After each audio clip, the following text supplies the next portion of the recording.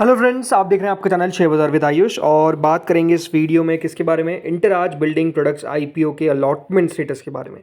किस तरीके से आपको चेक करना है कि आपको अलॉटमेंट मिला है या फिर नहीं मिला है, वो ही दोस्तों हम इस वीडियो में डिस्कस करेंगे।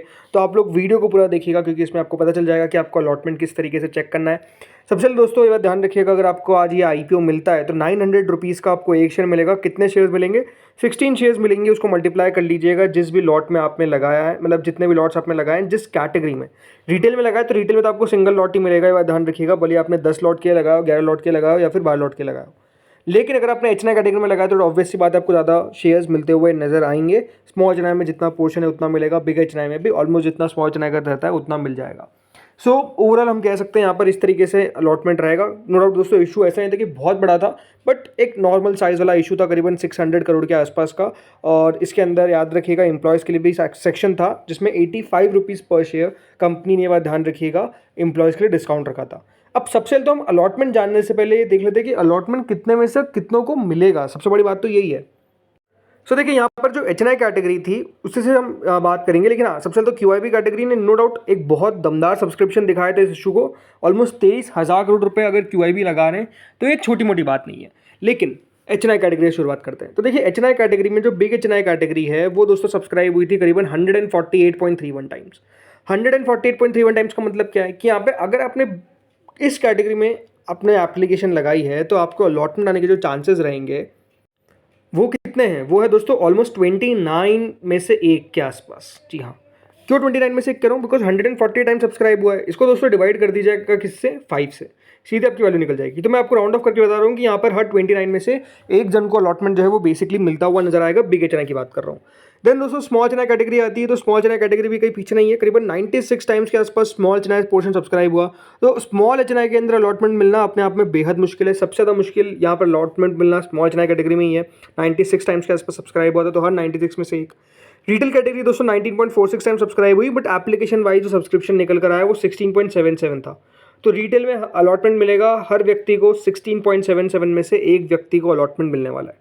देन एम्प्लॉय कैटेगरी, ये बात ध्यान रखिएगा, एम्प्लॉय के अंदर बहुत रिजेक्शन आपको देखने को मिलने वाला है। जी हाँ, आपकी बिड रिजेक्ट हो सकती है अगर आपने एम्प्लॉय कैटेगरी में लगाया है और आप इस कंपनी के एम्प्लॉय नहीं हैं। बहुत लोगों की देखिए बिड रिजेक्ट होगी, बिकॉज जिस तरीके से पैसा आया है एम्प्लॉय के अंदर, ये अपने आप में देखिए बात ध्यान रखिएगा, जिस भी व्यक्ति ने लगा दिया है अब उनकी बिड तो रिजेक्ट हो गई, बट आगे से अगर आप कंपनी की एम्प्लॉय नहीं हैं तो गलती से भी एम्प्लॉय कैटेगरी मत लगाइए। एप्लीकेशन तो लग जाती है, काफ़ी लोग बोलते हैं हमारे एप्लीकेशन लग गई। एप्लीकेशन तो लग जाती है, बट आगे जाके आपको अलॉटमेंट नहीं मिलेगा।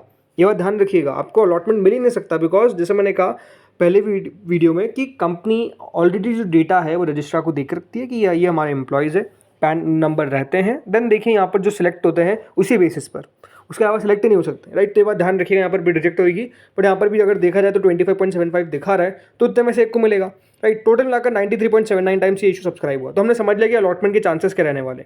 अब बात करते हैं कि यहाँ पर अलॉटमेंट चेक कहाँ करना है। तो पहली वेबसाइट है बीएससी की। बीएससी की वेबसाइट पर दोस्तों आपको आना है। यहाँ पर इशू टाइप आपको दिख रहा है, इशू टाइप में इक्विटी डेट दोनों दिखा रहा है, आपको क्लिक करना है ऑन इक्विटी। देन क्लिक करने के बाद दोस्तों ऑप्शन यहाँ पर आएगा issue name, right. Issue name में यहाँ पे आपको सिलेक्ट कर देना है कौन सा, इंटराज बिल्डिंग प्रोडक्ट्स, राइट, नाम दिख रहा है। देन क्लिक कर दीजिए। उसके बाद दोस्तों होगा क्या, यहाँ पे आपको दो ऑप्शन दिखा रहा है, application as well as PAN. कौन सा ऑप्शन डालना है? पैन नंबर फिल करना है। ये यहाँ पे आपका जो पैन नंबर है वो फिल कर दीजिए, क्योंकि ऑब्वियस बात है पैन रहेगा ही रहेगा। Then I am not a robot पे क्लिक करिएगा और सर्च पे क्लिक करिएगा। अब हो सकता है कि दोस्तों यहाँ पे आपको भी दिखाएगा no record found. No record found का मतलब क्या है कि दोस्तों अभी तक अलॉटमेंट आउट नहीं हुआ है। दूसरी बात, अगर आपकी बिड बीएससी पे लगी है, मतलब क्या, अगर दोस्तों आपने आईपीओ लगाया, राइट, उसकी बिड आती है कहाँ पर? बीएससी पे, तभी आप बीएससी की वेबसाइट पे चेक कर सकते हैं। ये बात ध्यान रखिएगा, बिड बीएससी पे भी लग सकती है और एनएससी पे भी लग सकती है। बीएससी अलॉटमेंट स्टेटस अलग से जानकारी देता है वेबसाइट पे, एनएससी नहीं देता है, तो बीएससी की वेबसाइट पे आप जाकर चेकआउट कर सकते हैं। लेकिन जैसे मैंने कहा कि बीएससी की वेबसाइट पे अगर आपका बिड नहीं रहा तो भी नो रिकॉर्ड फाउंड ही दिखाएगा।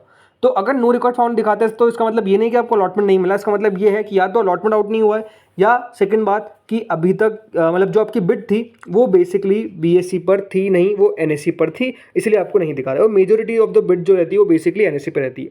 होपफुली आपको समझ में आ चुका होगा। इसलिए बेस्ट कौन सी वेबसाइट होती है? रजिस्ट्रार की।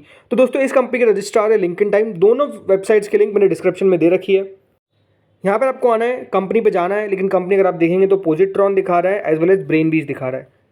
दोनों में से कोई कंपनी क्या नहीं है, तो एग्जाम्पल मैंने पोजिट्रॉन पर क्लिक कर दिया। यहाँ पे आपके 4 ऑप्शंस रहेंगे, pan, application, DP client ID, account number. Pan number डालिए, फिल करिए, सबमिट करिए, पता चल जाएगा कितने बजे तक अलॉटमेंट आउट होता है। देखिए मेजरली अलॉटमेंट का टाइम लिंक्डइन टाइम पे तो मैं ये कहूँगा बहुत ही ख़राब सर्विस है, मतलब ये कभी टाइम पे अलॉटमेंट देते नहीं है। बहुत बार 12 बजे, 1 बजे इस तरीके से दोस्तों रात की अलॉटमेंट आता है। तो आपको मैं यही कहूँगा कि अगर अलॉटमेंट के आप वेट कर रहे हैं तो बहुत चांसेस है कि आज भी दोस्तों 12-1 बजे के आसपास ही अलॉटमेंट बेसिकली ये आउट करे। हाँ, हो सकता है उससे पहले आपके बैंक की तरफ से मैसेज आ जाए कि आपका पैसा इतना इतना डेबिट हो गया है। अगर मैसेज आता है तो कॉन्ग्रेचुलेशंस, आपको अलॉटमेंट मिल चुका है। नहीं आता है तो भी चिंता करने वाली बात नहीं है, बिकॉज बहुत बार बैंक मैसेज नहीं भी करता है। अगर आपका मैंडेट आपने मैंडेट के थ्रू लगाया, यूपीआई मैंडेट के थ्रू, तो अगर आपका मैंडेट सक्सेसफुल होता है मतलब आपको अलॉटमेंट मिल गया है। रिवोक हो जाता है मतलब आपको अलॉटमेंट नहीं मिला है। राइट, तो जो भी अपडेट रहेगा अलॉटमेंट को लेकर वो हम हमारे कम्युनिटी टैब पे अपडेट कर देंगे। तो आप उसके लिए करें क्या, चैनल को सब्सक्राइब प्लस सबसे इंपॉर्टेंट नोटिफिकेशन बेल को प्रेस, ताकि आपको सबसे पहले अपडेट मिल सके। जैसे अलॉटमेंट आउट होगा हम बता देंगे आपको। हाँ, बीएससी की वेबसाइट पर चेक कर सकते हैं।